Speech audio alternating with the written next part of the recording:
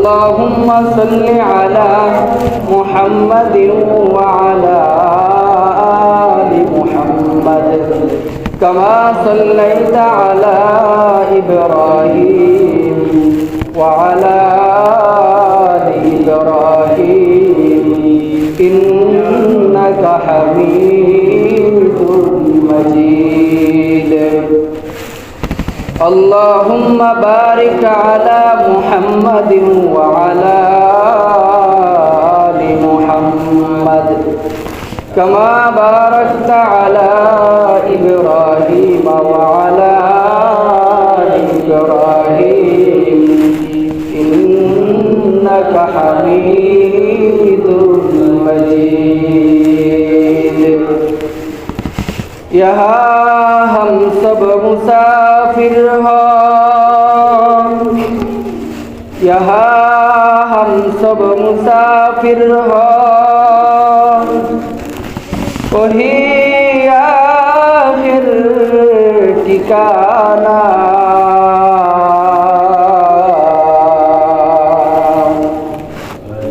कोई आगे रवाना है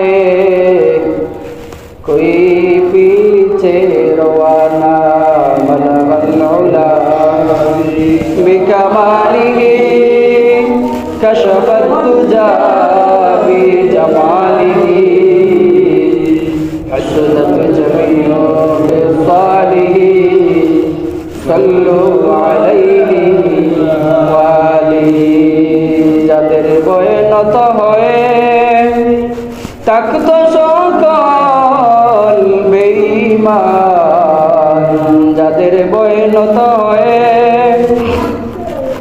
তাকত সকল বেঈমান সেই বীরেরা কইরে তোরা কোথায় গেল সেই ঈমান বালাগাল উলা বিকামালিহি বিজামালিহি হাসনাত জামিউ সালিহিন সাল্লু আলাইহি ওয়া আলিহি বারে বারে জ্বালাও বাতি হয়তো বাতি জ্বলবে না বারে বারে জ্বালাও বাতি হয়তো বাতি জ্বলবে না তাই বলে কি মেরুর মতো বসে থাকা চলবে না বালাগাল উলা বিকামালিহি কাশাফাত তুজা বিজামালিহি হাসনাত জামিউ সালিহি সাল্লু আলাইহি ওয়া আলিহি আল্লাহুম্মা সাল্লি আলা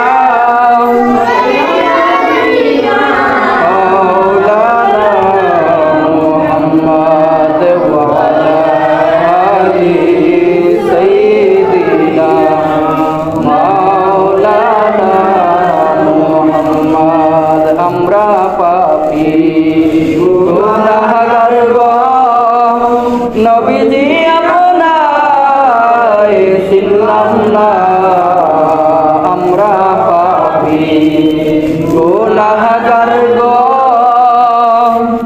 নবীজি আপনায় চিনলাম না এই কারণে রুজহাসরে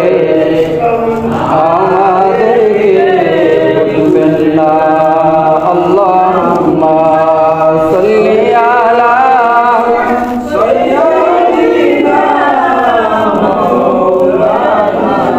محمد وعلى آل سيدنا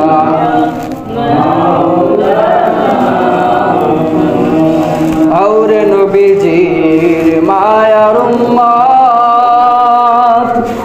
और नबीजीर आशिकान मिलाद महफिल कायम करे সাজাও নবীজির বাগান আল্লাহুম্মা সাল্লি আলা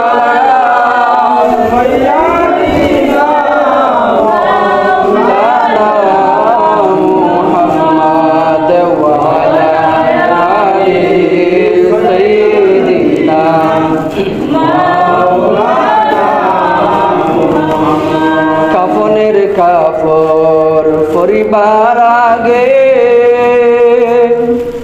পিন্নের কাপড় পরিবে, কাপনের কাপড় পরিবার আগে পিন্নের কাপড় পরিবে।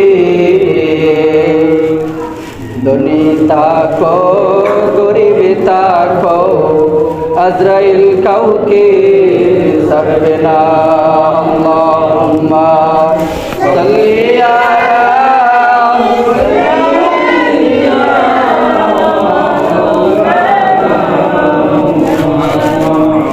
ওয়া আলা আলি সাইয়্যিদিনা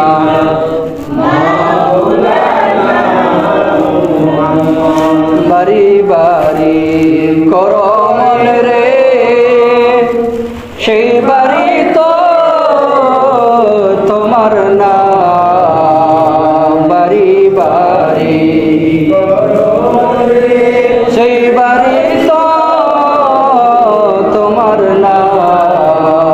মন করে তাকবা তুমি যেই গরের নাই বিছানা। আল্লাহুম্মা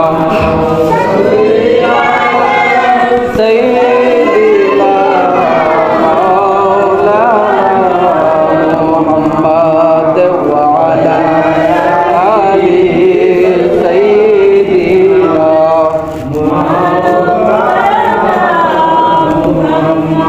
যেই নবীজির গায়েতে মশা মাছি বসা ছিল হারাম, ওই নবীর গায়েতে মারলো পাথর তায়েফবাসীর বেঈমান। আল্লাহুম্মা সাল্লি আলা মাওলানা মুহাম্মদ ওয়া আলা আলি সাইয়্যিদিনা মাওলানা মুহাম্মদ। লা ইলাহা ইল্লাল্লাহ, লা ইলাহা ইল্লাল্লাহ, লা ইলাহা ইল্লাল্লাহ, লা ইলাহা ইল্লাল্লাহ, লা ইলাহা ইল্লাল্লাহ, লা ইলাহা ইল্লাল্লাহ। হাসবি রাব্বি মা ফি কলবি গায়রুল্লাহ, নূর মুহাম্মদ লা ইলাহা ইল্লাল্লাহ, লা ইলাহা ইল্লাল্লাহ, লা ইলাহা ইল্লাল্লাহ।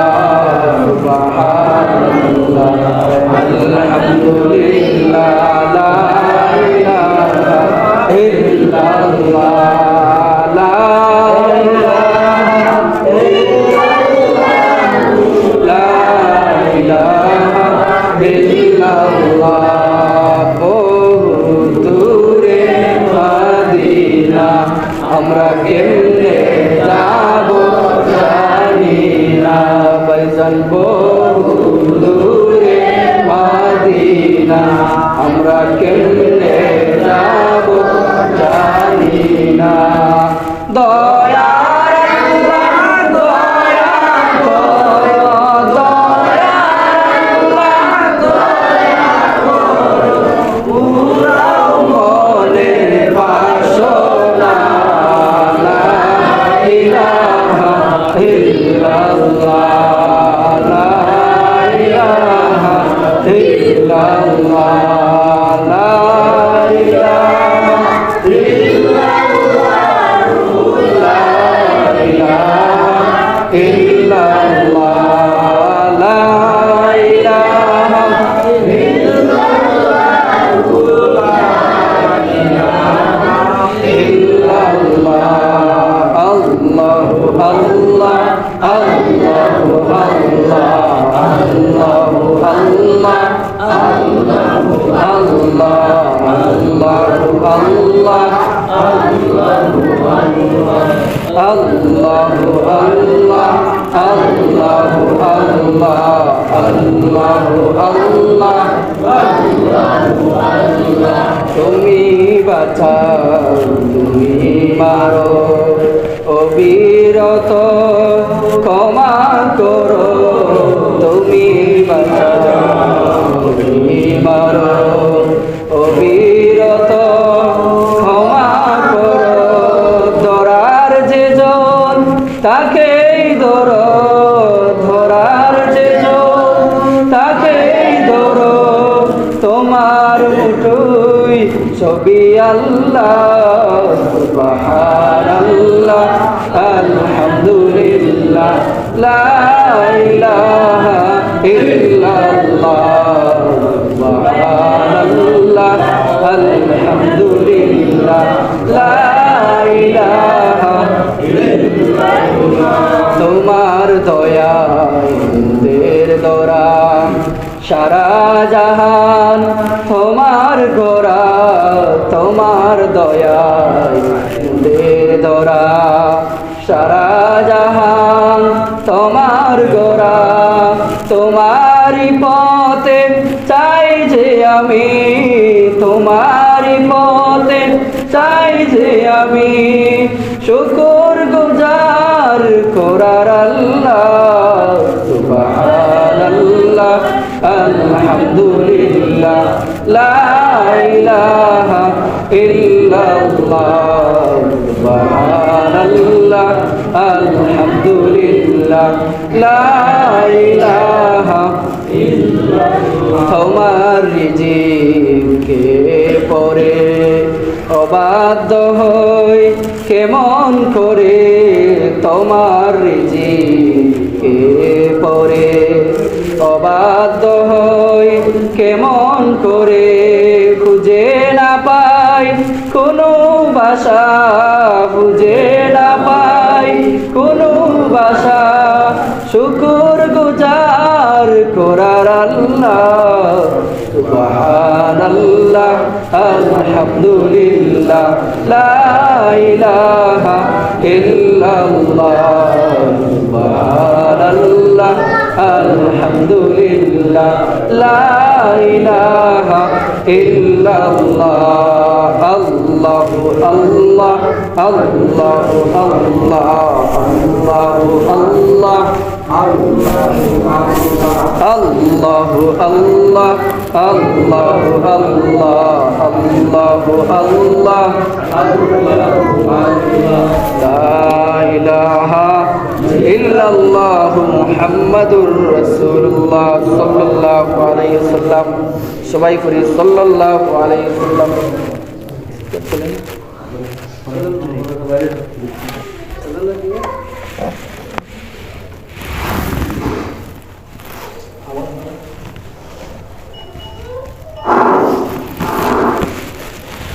আলহামদুলিল্লাহ সুম্মা আলহামদুলিল্লাহ আমরা আল্লাহ পাক রব্বুল আলামিনের আলিশান দরবারে অসংখ্য গরিত শুকরিয়া আদায় করি যে মহান আল্লাহ পাক রব্বুল আলামিন আপনাকে আমাকে আল্লাহর ঘর পবিত্রতার ঘর রহমতের ঘর বরকতের ঘর মাফের ঘর এই ঘরের মধ্যে আল্লাহ পাক রব্বুল আলামিন আমাদের সবাইকে হাজিরান দেওয়ার তৌফিক দান করেছেন এবং আল্লাহ পাক রব্বুল আলামিনের পবিত্র কালামুল্লাহ শরীফ থেকে সামান্য কিছু সময় আলোচনা শোনার তৌফিক দান করেছেন আমরা আল্লাহ সুবহানাহু ওয়া তাআলার দরবারে কালিমাতুশ শুকর করে একবার শুকরিয়া আদায় করি বলি আলহামদুলিল্লাহ যে আমি এক আয়াত আপনাদের সামনে তেলাওয়াত করেছি আল্লাহ পাক রব্বুল আলামিন এই আয়াতের মধ্যে বলেন ইয়া আইয়ুহাল্লাযীনা আমানু লা তারফাউ আসওয়াতাকুম ফাওকা সাওতিন নাবিয়্যি ওয়া লা তাজহারু লাহু বিল কওল কাজাহরি বা'দিকুম লিবা'দিন আন তাহবাতা আ'মালুকুম ওয়া আনতুম লা তাশউরুন এই আয়াতের মধ্যে আল্লাহ পাক রব্বুল আলামিন বলেন হে মুমিনগণ হে বিশ্বাসীগণ হে ইমানদারগণ তোমরা আমার নবীর সাথে যখন কথা বলবা ভালোভাবে সুন্দরভাবে ধীরে ধীরে কথা বলবা সুবহানাল্লাহ যারা মক্কার মধ্যে যাবেন, মদিনার মধ্যে যাবেন, আল্লাহর নবীর রওজা শরীফের সামনের মধ্যে আয়াত লেখা আছে, ইয়া আইয়ুহাল্লাযীনা আমানু লা তারফাউ আসওয়াতাকুম ফাওকা সাওতিন নাবিয়্যি ওয়া লা তাজহারু লা। মুমিনদেরকে আল্লাহ পাক রব্বুল আলামিন বলেছেন, তোমরা আমার নবীর সাথে যখন কথা বলবা, উচ্চ আওয়াজে কথা বলবা না, নিচু আওয়াজে কথা বলবা। আর কোন বান্দা যদি আমার নবীর সাথে উচ্চ আওয়াজে কথা বলো, আমি আল্লাহ তোমাদের সাথে নারাজ হয়ে যাব। আল্লাহ পাক যদি নবীর উপর এমন ভাবে মহব্বত থাকে, আমরা যদি সেই নবীর সাথে যদি ভালো ব্যবহার না করি, আর সেই আসমানের মালিক, জমিনের মালিক যদি আমাদের উপর সন্তুষ্ট হয়ে যায়, তাইলে আমাদের দুনিয়ার জমিনও বরবাদ, আখিরাতও বরবাদ। নাউযুবিল্লাহ বলেন। আল্লাহ পাক রব্বুল আলামিন বলেছেন, হে মুমিনগণ, হে ঈমানদারগণ, হে বিশ্বাসীগণ, আমার নবীর সাথে যখন তোমরা কথা বলবা, আমার নবীর আওয়াজের চাইতে তোমাদের আওয়াজ যেন উঁচুতে না ওঠে। সুবহানাল্লাহ। আমার নবীর গলার আওয়াজের চাইতে তোমাদের গলার আওয়াজের এই আওয়াজটি একটু নিচে থাকতে হবে।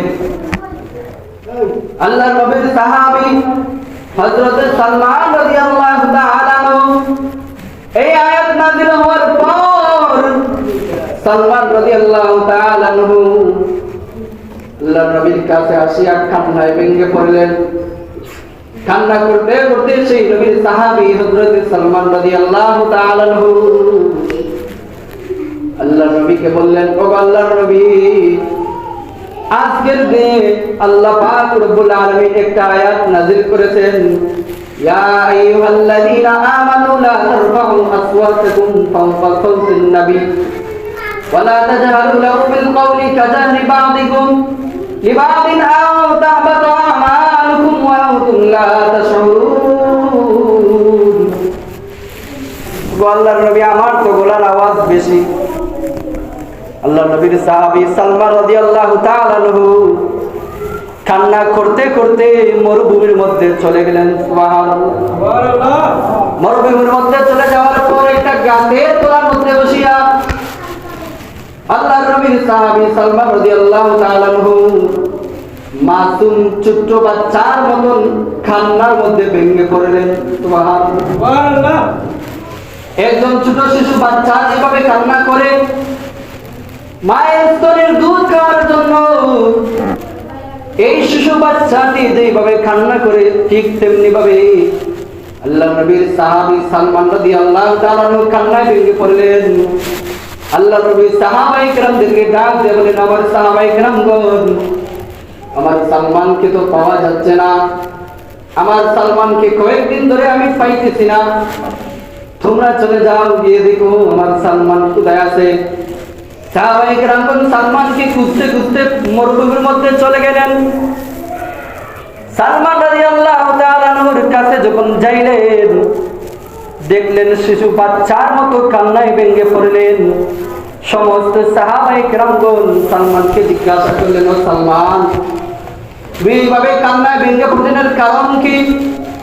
সাহাবায়ে কেরামদেরকে সালমান রাদিয়াল্লাহু তাআলা আনহু বললেন যে আল্লাহ পাক রব্বুল আলামিন একটা কুরআনের আয়াত নাযিল করেছেন, ইয়া আইয়ুহাল্লাযীনা আমানু লা তারফাউ আসওয়াতাকুম ফাওকা সাওতিন নবী। হে ঈমানদারগণ, হে বিশ্বাসীগণ, দুনিয়ার জমিনের মধ্যে তোমরা আমার নবীর সাথে কথা বললে নিচে আওয়াজ দিয়া কথা বলবা। আমার নবীর আওয়াজের চাইতে তোমাদের আওয়াজ যদি বেশি হয়, আমি নারাজ হইব। সাহাবায়ে কেরামদেরকে হযরত সালমান রাদিয়াল্লাহু তাআলা আনহু বললেন যে আমার গলার আওয়াজ তো বেশি, দেখবেন কিছু মানুষ কথা বললে জবানের আওয়াজে আস্তে আস্তে কথা বললে কেমন জানি শব্দটা উঁচু স্থানে পৌঁছে যায়, এমন মানুষ আছে না নাই? সালমান রাদিয়াল্লাহু তাআলা আনহুর আওয়াজ ঠিক তেমনি ভাবে ছিল। সেই সালমান রাদিয়াল্লাহু তাআলা আনহু সাহাবায়ে কেরামদেরকে বললেন, ও সাহাবায়ে কেরামগণ, আল্লাহ তাআলা এই আয়াত নাযিল করে বলেছেন, নবীর আওয়াজের উপরে যেন আওয়াজ না উঠে, কিন্তু আমার যে গলার আওয়াজ আছে আমি আস্তে আস্তে কথা বললে কেমন ভাবে উঁচু ভাবে চলে যায় আমি নিজেই টের পাই না। সুবহানাল্লাহ। এই সালমান রাদিয়াল্লাহু তাআলা কেউ দেখেন কেমন ভাবে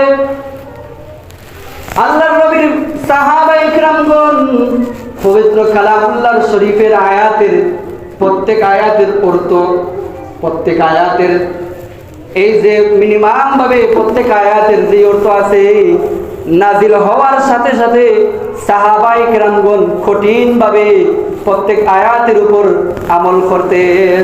সুবহানাল্লাহ। কিন্তু আল্লাহ পাক রব্বুল আলামিন কোরআনের মধ্যে বলেন, ইয়া আইয়ুহাল্লাযীনা আমানু লা তাকুলুর রিবা, তোমরা সুদ খাইও না, ঘুষ খাইও না, ঘুষের দ্বারেও যাইও না। কিন্তু আমাদের দেশের মধ্যে প্রত্যেকের ঘরের মধ্যে সুদ ঘুষের ব্যবস্থা আছে না নাই? তাইলে আমরা কোরআন মানলাম কিভাবে? সাহাবায়ে কেরামগণ একটা আয়াত নাযিল হওয়ার সাথে সাথে নিজের গলার আওয়াজ যদিও নিচে নিচে থাকে কিন্তু কথা বলার সময় এমনিতেই উপরে চলে যায়। সাহাবী আল্লাহর কাছে কান্নায় ভেঙে পড়লেন যে আমি কিভাবে আল্লাহ তাআলার কাছে মুক্তি পাবো, কারণ আমার জবানের আওয়াজ নবীর আওয়াজের চাইতে বেশি হয়ে যায়, আমি নিজেই টের পাই না। সেই সালমান রাদিয়াল্লাহু তাআলা আনহু ওনার বাড়ি মক্কায় ছিল না, মদিনায় ছিল না, ওই পারস্যের মধ্যে একটা জায়গার মধ্যে ওনার বাড়ি ছিল। উনি 250 বছর জিন্দেগি ছিল ওনার। 250 বছর জিন্দেগির মধ্যে উনি দুনিয়ার জমিনের মধ্যে 50 বছর এক ধর্ম পালন করেছেন, আরো 50 বছর আরেক ধর্ম পালন করেছেন। যেমন ধরেন 50 বছর হিন্দু ধর্ম পালন করেছেন, আরো 50 বছর খ্রিস্ট ধর্ম পালন করেছেন, আরো 50 বছর ইহুদিদের ধর্ম পালন করেছেন। এইভাবে 250 বছর ওনার জিন্দেগির মধ্যে সালমান ফার্সির বাড়ি ছিল ওই পারস্যের মধ্যে। ওনার বাবা একজন ব্যবসায়ী ছিলেন। ওনার বাবা হযরতে সালমান রাদিয়াল্লাহু তাআলা আনহু ইসলাম গ্রহণের আগে ওনার বাবার ব্যবসা দেখার জন্য সালমানকে বললেন, সালমান আমার একটু কাজ আছে, তুমি যাও আমার ব্যবসা কিছু দেখাশোনা করে আসো। সালমান রাদিয়াল্লাহু তাআলা ওনার বাবার ব্যবসা দেখার জন্য যখন রওনা দিলেন উদ্দেশ্যে, সেই উদ্দেশ্য করে রওনা করার যাইতে যাইতে এক জায়গার মধ্যে দেখলেন খ্রিস্ট ধর্মের ইনজিল কুরআন শরীফ একজন ইনজিল কুরআন শরীফের হাফেজ অর্থাৎ আলেম, ইনজিল কুরআনের আলেম একজন তাদের কুরআন থেকে তেলাওয়াত করতেছে। হযরত সালমান রাদিয়াল্লাহু তাআলা দূর থেকে দেখলেন, কাছে গিয়া তাদের তেলাওয়াত শুনলেন। তাদের তেলাওয়াত খুব ভালো লাগলো। ওনার তেলাওয়াত শুনতে শুনতে দেখবেন সেই ইনজিল কুরআনের যিনি আলেম ছিলেন উনি মহা বড় একজন আলেম ছিলেন, অর্থাৎ সমস্ত কুরআন শরীফ উনার মুখস্থ ছিল। সালমান রাদিয়াল্লাহু তাআলা সমস্ত কিছু দেখতেছেন। মানুষ চলে আসে সেই আলেমের কাছে কিছু হাদিয়া দেয়, যে হাদিয়া দেওয়ার পর মানুষ বলে এই হাদিয়া থেকে তুমি কিছু খাইবা এবং গরিব অসহায়দেরকে কিছু বন্টন করে দিবা। সালমান রাদিয়াল্লাহু তাআলা দেখতেছেন সমস্ত কিছু। ওই আলেম কি করলো, তার নিজের জায়গার মধ্যে মাটির মধ্যে গর্ত করে মাটির ব্যাংকের মধ্যে টাকা তৈল। কিন্তু দেখা গেল যে মানুষগুলো বলেছিল তুমিও খাইবা, মানুষদেরকেও বন্টন করে দিবা, কিন্তু সেই আলেম মানুষদের সাথে ধোঁকাবাজি করলো না। সেই ইহুদিদের আলেম মানুষদের সাথে ধোঁকাবাজি কি করলো, মানুষ বলে দিয়েছে তুমিও খাইবা, মানুষদেরকেও সাহায্য দিবা, কিন্তু দেখা গেল ওই আলেম সে খায় নিজে কিন্তু কোনো মানুষকে সাহায্য দেয় না। এবার সালমান ফার্সি রাদিয়াল্লাহু তাআলা জিজ্ঞাসা করলেন, ইনজিল কুরআনের সেই আলেমকে বললেন যে আমি দেখতেছি তুমি এত বড় আলেম একজন হইয়া যদি তুমি মানুষদের সাথে ধোঁকাবাজি করতে পারো, তুমি সেই আলেম হতে পারো না, তোমার কুরআন মিথ্যা এবং তোমাদের যেই ধর্ম আছে খ্রিস্ট ধর্ম তোমার মিথ্যা। সুবহানাল্লাহ। সেই সালমান ফার্সি রাদিয়াল্লাহু তাআলা ওই আলেমকে জিজ্ঞাসা করলেন, শোনো আমার পরিচয় কি তুমি জানো না? আমার বাড়ি মক্কায় নয়, মদিনায় নয়, আমার বাড়ি পারস্যে। শুনে রাখো আমার পরিচয়। আমি 50 বছর ইহুদিদের ধর্ম পালন করেছি, 50 বছর খ্রিস্ট ধর্ম পালন করেছি, আবার 50 বছর হিন্দু ধর্ম পালন করেছি। কোন ধর্মের মধ্যে শান্তি পাই নাই। যদি এর চাইতে কোন ধর্ম থাকে, যেই ধর্মের মধ্যে শান্তি আছে, আমাকে জানাইয়া দাও, সেই ধর্মের পরিচয় দাও, আমি সাথে সাথে সেই ধর্মের মধ্যে চলে যাব। সুবহানাল্লাহ। সেই ইহুদিরা আলেম বলল, একটা ধর্ম আছে, তার নাম হচ্ছে ইসলাম। সুবহানাল্লাহ। ইসলাম ধর্মের চাইতে শান্তির ধর্ম কোনোভাবেই হতে পারে না। ওই ইহুদিরা আলেম বলল, একটা ধর্ম আছে ইসলাম, যে ইসলামে তো শান্তির ধর্ম। ইন্নাদ-দীনা ইনদাল্লাহিল ইসলাম। এই ধর্মের শান্তির চাইতে আর কোন ধর্মের মধ্যে শান্তি নাই। সেই সালমান ফারসি 250 বছর ভিন্ন ভিন্ন ধর্মের সাথে উনি বক্তা ছিলেন, কিন্তু ইসলামের ধর্ম শোনার সাথে সাথে ওই আলেমকে বললেন, এই ধর্ম আমি কিভাবে পাইতে পারি, কোন জায়গায় গেলে এই ধর্ম পাইব? ওই আলেম বলল, এই ধর্ম পাইতে হলে মরুভূমির দেশের মধ্যে যাইতে হবে, খেজুর বৃক্ষের দেশের মধ্যে যাইতে হবে, পাথরের দেশের মধ্যে যাইতে হবে। সেই দেশের নাম হচ্ছে মক্কায়ে মুকাররমা। ওই দেশের মধ্যে আখিরি জামানার নবীর নাম মুহাম্মদ ইবনে আব্দুল্লাহ, ওনার আগমন ঘটেছে। যদি সেখানে যাইতে পারো, তাইলে তুমি সেই নবীর কাছে ইসলাম ধর্ম পাইবা।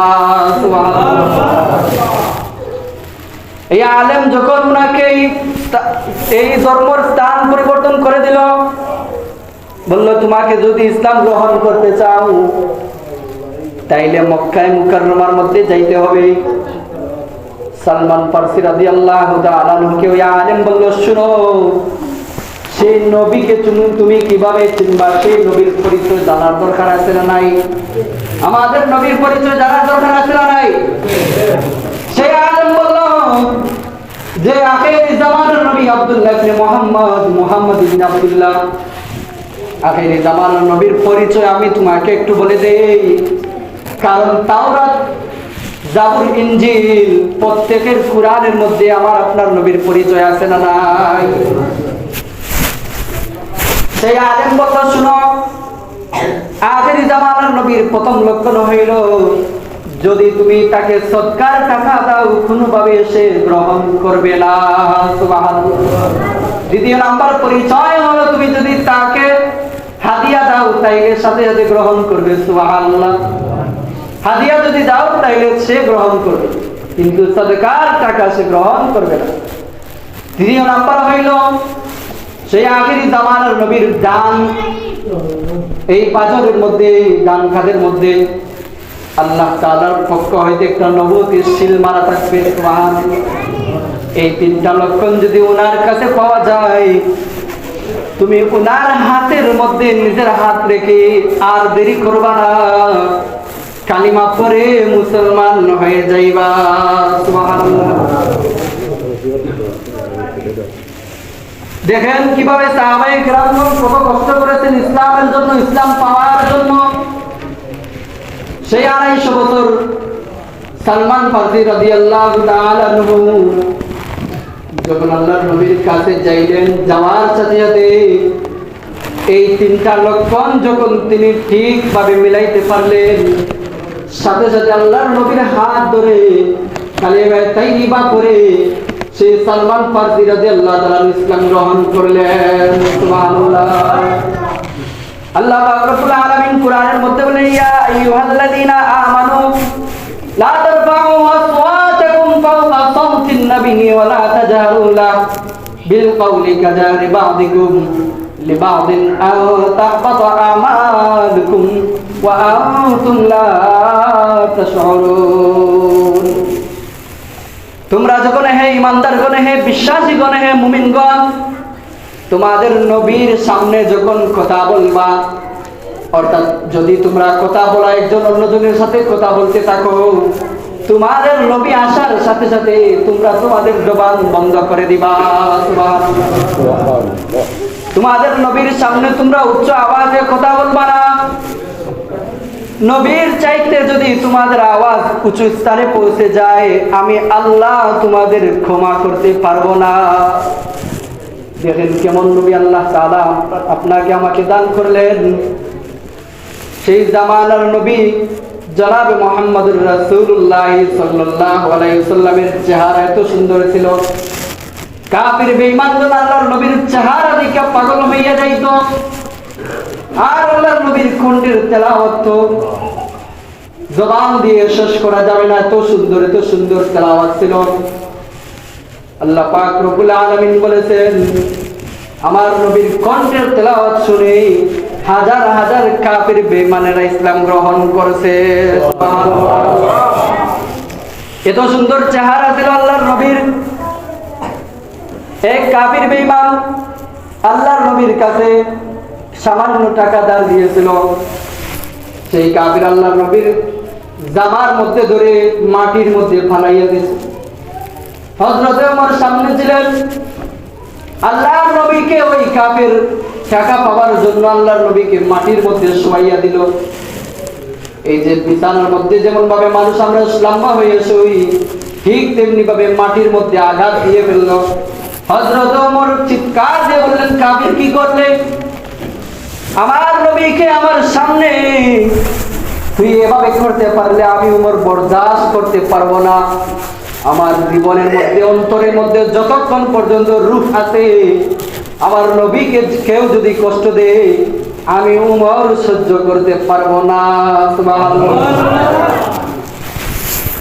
দেখেন সাহাবায়ে কেরামগণ কিভাবে আল্লাহর নবীকে ভালোবাসতেন, কিভাবে আল্লাহর নবীর সাথে ব্যবহার করতেন, আচরণ করতেন। কিন্তু আমরা এই জামানার শেষ জামানার উম্মত হইয়া অনেক সময় কথার সঙ্গে আল্লাহর নবীর সাথে আমরা বেয়াদবি করে কথা বলেন, ঠিক কিনা? আল্লাহ তাআলা জানাইয়া দিয়েছেন, আমার নবীর আওয়াজের চাইতে যদি তোমাদের আওয়াজ বেশি হয় আমি আল্লাহ তোমাদের ক্ষমা করব না। তাইলে এবার বলেন, আমরা যদি সেই নবীর আওয়াজের চাইতে যদি আওয়াজ বলি তাইলে নবীকে মানা হইল নি? নবী যেই হাদিস বলেছেন সেই হাদিস যদি না মানি, এই হাদিস না মানার কারণ হইল আমরা নবীর আওয়াজের চাইতে আমাদের আওয়াজ লম্বা করা, উঁচু করা, তাইলে নবীকে মানা হইল না। যদি নবীর না মানি আমাদের ঈমান চলে যায়। আল্লাহ পাক রব্বুল আলামিন যেন আমাদের সবাইকে যতটুকু বললাম, শুনলাম, জানলাম, আল্লাহ পাক রব্বুল আলামিন যেন আমাদের সবাইকে আমল করার তৌফিক দান করেন। আমরা সবাই করি আমিন। ওয়া আখিরু দাওয়ানা আলহামদুলিল্লাহি রাব্বিল আলামিন। نحمده ونصلي على رسوله الكريم ولما تم من حمله صلى الله عليه وسلم الشهوات على أشهر الأقوال المرية طافي بالمدينة الشريفة منورة أبوه عبد الله وكان قد استدى بأمواله بني عدي من الطوائف